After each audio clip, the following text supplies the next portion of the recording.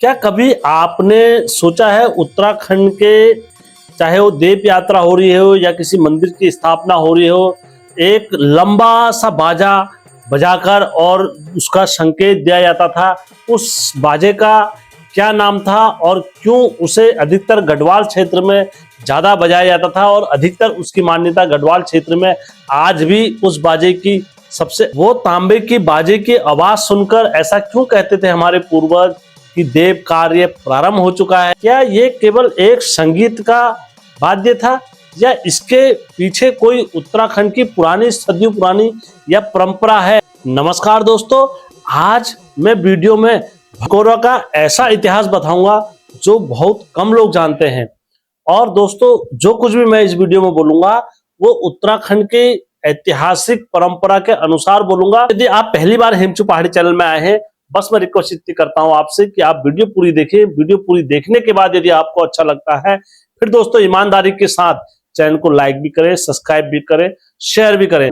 दोस्तों, यह कार्य देवी देवताओं का है। इस कार्य में सबसे पहले ईमानदारी दिखती है। और दोस्तों, यदि जैसे मैं ईमानदारी से कार्य करता हूं, आप भी दोस्तों ईमानदारी से इस चैनल को लाइक, सब्सक्राइब, शेयर अवश्य करें। दोस्तों, वीडियो में आगे बढ़ने से पहले चैनल का इंट्रो।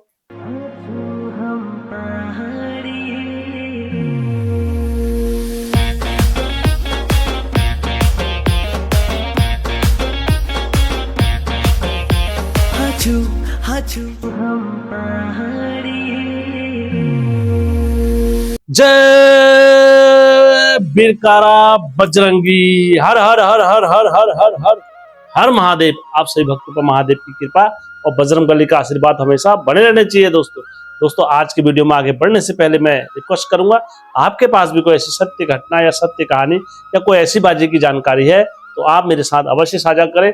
मेरा उत्तरदायित्व है उस कहानी को सत्य समझ के ही चैनल पर अपलोड करता हूं। तो दोस्तों, आइए वीडियो प्रारंभ करते हैं। भंकोरा क्या है और किसे कहते हैं? दोस्तों, भंकोरा उत्तराखंड का एक ऐसा बाजा है जो फूंक से बजाया जाता है। इसकी जो बनावट होती है मुख्यतः पीतल और तांबे से होती है। इसकी बनावट की जो आकृति होती है लंबी और मुड़ी हुई होती है और इसमें बीच में कोई छेद नहीं होता है। ये सीधा लंबा होता है और वैसे मुड़ा हुआ होता है। इसे जब भी बजाया जाता है फूंक मार के बजाया जाता है, जोर जोर से। और जोर जोर से जब इसमें फूंक मारते हैं तब इसकी ध्वनि जो निकलती है बहुत मन को छूने वाली निकलती है। शोधकर्ताओं के अनुसार यह बताया गया है कि इस बाजे का जो सबसे अधिक उपयोग करा जाता है वो गढ़वाल क्षेत्र में करा जाता है और देव कार्यों में बोला जाता है सबसे ज्यादा इसको बजाया जाता है इस बाजे। भंकोरा का इतिहास क्या है, ये बहुत महत्वपूर्ण है। दोस्तों, भंकोरा आया कहां से, इसकी उत्पत्ति कहां से हुई है? तो दोस्तों, पहले से क्या होता था, हमारे पूर्वज क्या थे, हिमालय सभ्यता के लोग थे और हिमालय सभ्यता में पीतल के वाद्य यंत्रों का इस तरह से ध्वनि से बजाया जाता था। वहां के हमारे ग्रामीण वासी लोग बजाते थे क्योंकि हमारी पहाड़ की हिमालय सभ्यता के होने के कारण जब भी ऐसी यंत्र बजा करते थे तो इनकी कभी कभार बहुत सारी चीजों में प्रयोग करा करते थे। जैसे कभी नृत्य में, कभी कहीं किसी को डराने में या किसी को संदेश देने में या किसी का कुछ भी ऐसा संदेश देते, इस बाज यंत्र के माध्यम से किसी को भी संदेश देते थे।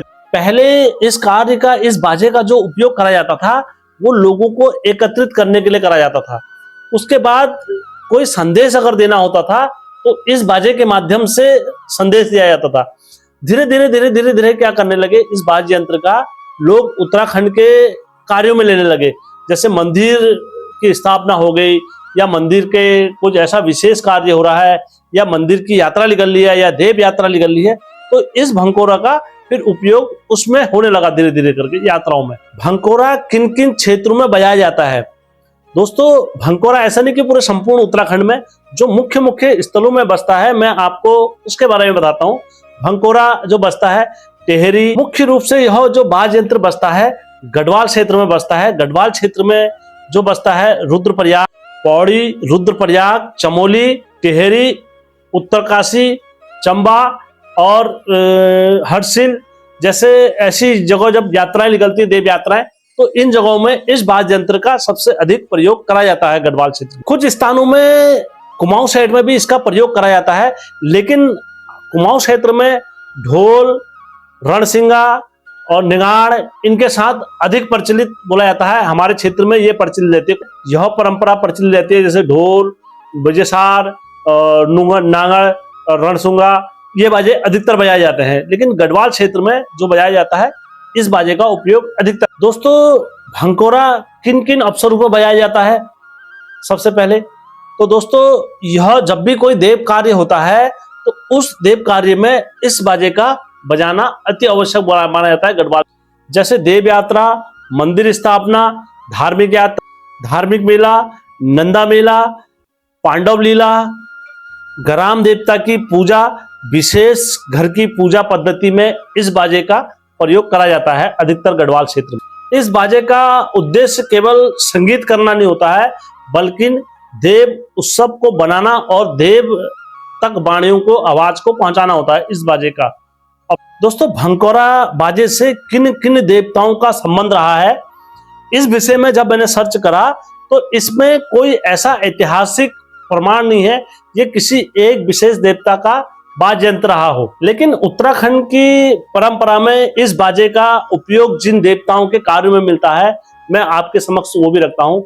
नंदा देवी राज यात्रा, भैरव बाबा की यात्रा, नाग राजा की विशाल यात्रा, ग्राम देवता की विशेष यात्रा, कुल देवता की विशेष यात्रा, पांडव लीला की विशेष जो लीला में प्रयोग करा जाता है इस बाजे का उपयोग करा।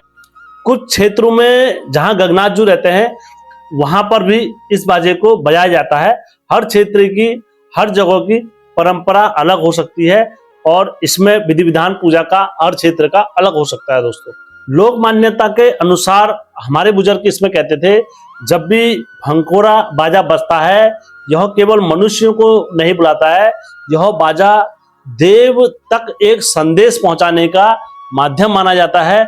और इस बाजे का जब भी उद्घोष होता था तो वह बाजा के माध्यम से हर जगह अपनी बात को पहुंचाया जाता था। पहले से हमारे पूर्वज ऐसा, यह एक लोक विश्वास मान्यता है और पहले से हमारे पूर्वज बोलते थे, इसीलिए यह कहते हैं कि भंकोरा बिना वजह या बिना किसी कार्य के भंकोरा को ऐसी नहीं बजाया कर। आज का समय ऐसा आ गया है कि आज जहां कहीं भी बारात या कुछ भी ऐसी चीजें होती हैं तो जब तक डीजे नहीं लगता है तो वो उस कार्य को संपन्न अधूरा जैसा लगता है। लेकिन सोचिए आप, जब भी पहले से भंकोरा बजता था, यह हमारे संगीत से हमारी देव परंपरा को सबसे अलग करता है। और ये मान्यता हमारे बुजुर्गों के द्वारा ऐसा बताया जाता है कि जब भी भंकोरा बजता है इसका वातावरण और इसका माहौल, इसका समय ही कोई दूसरी दुनिया का हो जाता है कि लगता ही नहीं कि इस दुनिया में इस बाजे संगीत बजाया जा रहा है। तो हर क्षेत्र में बाजे का सुर और ताल हर तरीके से अलग अलग होती है बाजे की ध्वनि। तो दोस्तों, भंकोरा का इतिहास मैंने आज आप लोगों के समक्ष रखा है। ये बाजा आज लुप्त की ओर है क्योंकि हम अपनी संस्कृति को बढ़ाना नहीं चाहते, क्योंकि आज मॉडल समय के अनुसार हम ज्यादा आधुनिक चीज पर निर्भर हो चुके हैं, जैसे डीजे वगैरह सारी चीजें। मैं ये नहीं कह रहा हूँ उसका उपयोग नहीं करना है, उसका उपयोग ही करना है, परंतु अपनी इस चीज का उपयोग, और गढ़वाल क्षेत्र में इस चीज का जो प्रयोग पहले से होता था, तो अवश्य भंकोरा का इस्तेमाल करें, क्योंकि ये बाजाएं यंत्र हैं और ये अगर लुप्त हो गई हमारी संस्कृति स्वतः ही लुप्त हो जाएंगी, क्योंकि इसमें हमारे देवी देवता सारे नृत्य करते हैं। तो दोस्तों, अगर वीडियो अच्छा लगा होगा तो आप कमेंट माध्यम से मुझे जरूर बताना। आपका कमेंट मुझे बहुत मोटिवेशन देता है और जब भी आप मुझे कमेंट मारते हैं तो मुझे ऐसा लगता है कि वाकई में मेरी वीडियो में कुछ तो सही है, जब जाके मेरे को भाई लोगों ने इतना प्यार और सम्मान दिया है। दोस्तों, वीडियो अच्छा लगा होगा, धन्यवाद।